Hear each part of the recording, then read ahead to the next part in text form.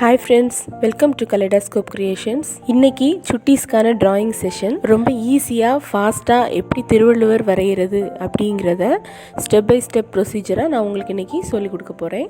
Okay, வரைய start பண்ணுவோமா? வாங்க வீடியோக்குள்ள போலாம். இந்த படம் வரைய அடிப்படை உயிர் எழுத்து ஈ. நம்ம எடுத்துக்கிற பேப்பர் அளவுக்கு பெருசாக இதை எப்படி வரைஞ்சிக்கணும், இதோட ஸ்டாப் பண்ணிக்கலாம்.